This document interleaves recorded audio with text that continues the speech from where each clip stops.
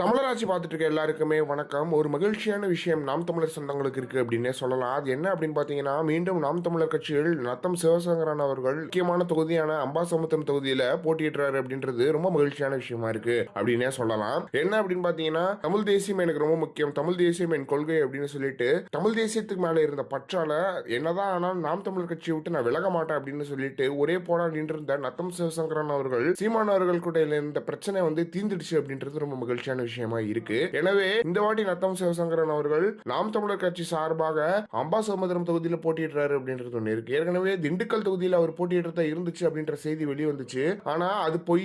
சிவசங்கரன் அவர்கள் நாம் தமிழர் கட்சியில இணையல அப்படின்ற மாதிரியான விஷயங்கள் எல்லாம் சொல்லப்பட்டுச்சு. அதுக்கெல்லாம் பதிலடி தர விதமா நேற்று சிவசங்கரன் அவர்கள் சீமானவர்களை சந்திச்சு அந்த துண்டை வாங்கிக்கிட்டு இந்த வாட்டி அம்பாசமுத்திரம் தொகுதியில் மிகப்பெரிய சம்பவத்தை பண்ண தயாரா இருக்காரு அப்படின்றது மகிழ்ச்சி தர விஷயமா இருந்துச்சு அப்படின்னு நம்ம சொல்லலாம். எனவே இந்த வாட்டி சிவசங்கரன் அவர்கள் சீமானவர்கள் எப்பா இந்த வாட்டி நான் சரியான எலெக்ஷனாக இருக்க போகுது அப்படின்றது ஒன்று இருக்கு. ஏன்னா தமிழ் தேசியத்தை விரும்பும் அனைவரும் நாம் தமிழர் கட்சியோட கைகோர்த்து நிற்கிறாங்க அப்படின்றது ஒன்று இருக்கு. எனவே இந்த எலெக்ஷன் ஆனது மிக முக்கியமான எலெக்ஷனாக இருக்கும் அப்படின்றதுல எந்த ஒரு மாற்றமே கிடையாது. இந்த வாட்டி சீமானவர்கள் 8% வச்சிருக்காரு. கண்டிப்பா 12 to 13% வந்துடும் அப்படின்றது எந்த ஒரு மாற்றமே கிடையாது. அது விஜய் வரட்டும், அஜித் வரட்டும், யார் வேணா அரசியலுக்கு வரட்டும், சீமான் அவர்கள் அப்படின்ற ஒரு பெயர், சீமான் அவர்களோட கொள்கையான தமிழ் தேசியத்தை விரும்பி வரும் மக்கள் சீமான் அவர்களை தாண்டி வெளியே போக மாட்டாங்க.